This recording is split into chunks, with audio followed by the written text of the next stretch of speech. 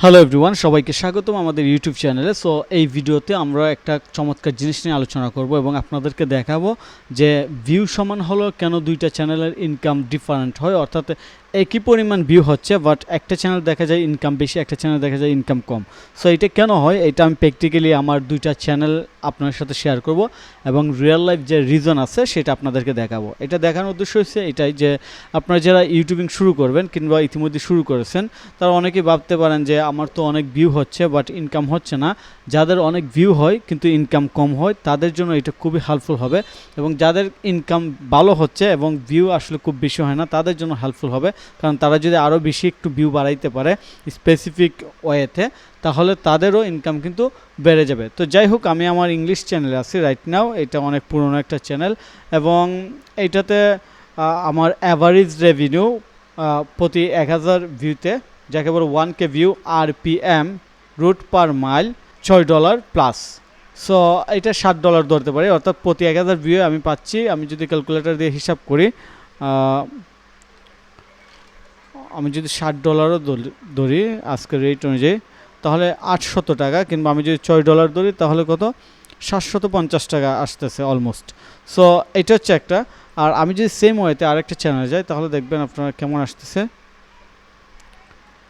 আমি যাচ্ছি আমাদের ই কমার্স থিসিস যে ইউটিউব চ্যানেল আছে সেই চ্যানেলে যাব। সো আমরা ই কমার্স থিসিস ইউটিউব চ্যানেলে যাচ্ছি এবং এখানে দেখব যে আসলে আমাদের এই চ্যানেলে প্রতি 1K কিংবা RPM-এ কত টাকা রেভিনিউ আসে এটা আমরা দেখব। সো আমি এই জন্য আর্নিংয়ে চলে যাচ্ছি, কিংবা অ্যানালাইটিক্সে গেলে হবে। অ্যানালাইটিক্সে যাচ্ছি। অ্যানালাইটিক্সে যাওয়ার পর 1 সেকেন্ড আমরা দেখি এটা। সো অ্যানালাইটিক্সে যাওয়ার পর আপনারা দেখতে পাচ্ছেন এখানে আমি যদি একটু নিচের অংশে যাই, রেভিনিউ, এবং এই যে এইখানে প্রতি 1K ভিউতে মাত্র 99 সেন্ট, অর্থাৎ $1 দিচ্ছে। এর মানে এটা অনেক কম। আমি যদি $1 ধরি মাত্র 100 টাকার মতো দেওয়া হচ্ছে। সো বুঝতেই পারতেছেন যে ভিউ কিন্তু সেম হয় কিন্তু এইখানে ইনকামের ডিফারেন্ট হয়। সো এটা কেন হয়? কারণ হচ্ছে এই জায়গার যে কন্টেন্টগুলো আছে সেগুলো বাংলা বিজনেস রিলেটেড কন্টেন্ট। এইগুলো আসলে ট্রেন্ডিং কোনো টপিকস না, কিংবা নিউজ রিলেটেড না, কিংবা হাইপ আছে এইরকম না। এইগুলো জাস্ট যাদের প্রয়োজন তারাই দেখে, এবং এই ধরনের কন্টেন্টগুলো আসলে অডিয়েন্স খুব বেশি না।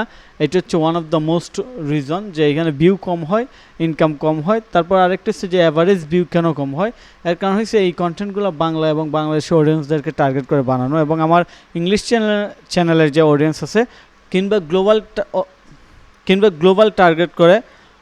গ্লোবাল অডিয়েন্সদেরকে টার্গেট করে বানানো, যেন এইটা গ্লোবাল রিচ করে। আর আপনারা জানেন গ্লোবাল কিংবা রিচ কান্ট্রিগুলো থেকে যদি কোনো অডিয়েন্স আছে সেই ক্ষেত্রে RPM কিংবা রেভিনিউ যে আছে ওইটা ইনক্রিজ করে।